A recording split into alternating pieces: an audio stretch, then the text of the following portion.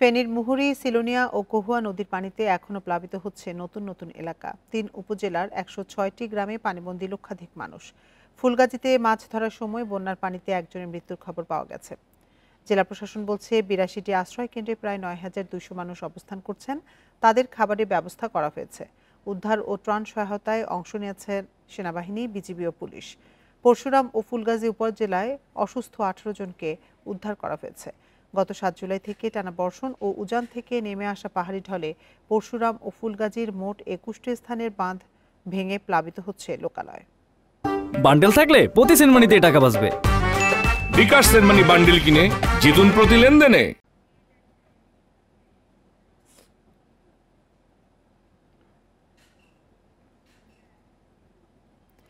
এ নিয়ে বিস্তারিত জানাতে ফেনী থেকে আমাদের সাথে যোগ দিচ্ছেন সহকর্মী সমীর উদ্দিন। সমীর, এই মুহূর্তে ফেনীর আবহাওয়া পরিস্থিতি কেমন দেখছেন, আর এখন পর্যন্ত কতগুলো গ্রাম সেখানে প্লাবিত হয়েছে?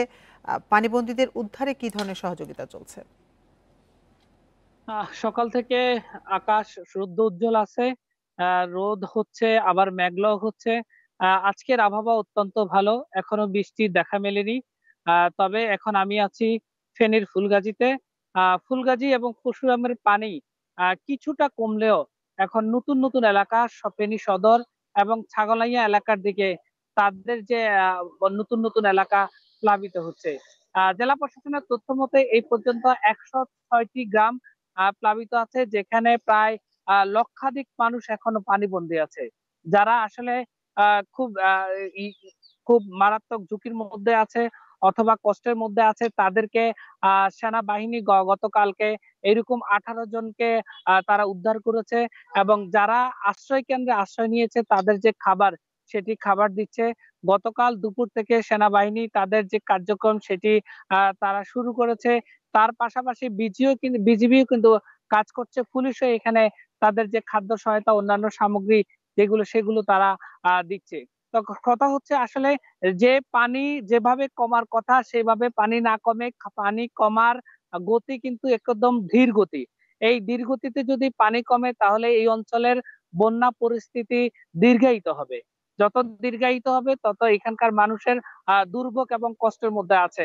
এখনো পরশুরাম এবং ফেনীর যে আঞ্চলিক যে মহাসড়কটি আছে সেটি কিন্তু এখন যান চলাচল বন্ধ আছে। পানি এখনো কোথাও কোথাও হাঁটুর পরিমাণ আছে, কোথাও কোথাও পানি কামড় সমান, আবার কোথাও আবার পানি নেই। আসলে এই যে পানি কিন্তু প্রায় যে ২১টি ভাঙন আছে, এই ভাঙন দিয়ে পানি এখনো প্রবেশ করায় এই জায়গাগুলোতে এখনো পানির তলায় নিমজ্জিত আছে। প্রায় এখন আমরা জেলা প্রশাসনের সাথে কথা বলেছিলাম, তারা বলছে বন্যা দুর্গত এলাকায় তাদের যে সহায়তা সেগুলো করার জন্য তারা কাজ করছে।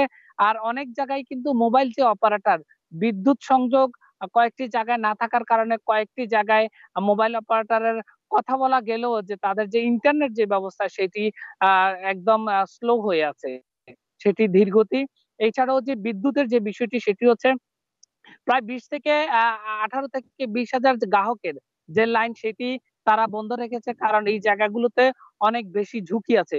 যদি বিদ্যুৎ সংযোগ দেওয়া হয় তাহলে বড় ধরনের দুর্ঘটনা ঘটতে পারে। এই বড় ধরনের দুর্ঘটনা এড়ানোর জন্য মূলত এই তাদের যে বিদ্যুতিক লাইন সেটি তারা বন্ধ রেখেছে। তবে পানি কমার সাথে সাথে তারা বৈদ্যুতিক লাইনটি সেটি সচল করবেন বলে আমাদেরকে এখানকার যে পল্লী বিদ্যুতের জিএম তিনি আমাদেরকে জানিয়েছেন।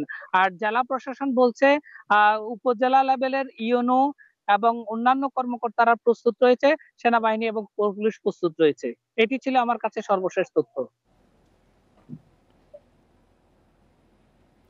ফেনী থেকে বন্যা পরিস্থিতি সবশেষ তথ্য জানাচ্ছিলেন সহকর্মী সমীর উদ্দিন।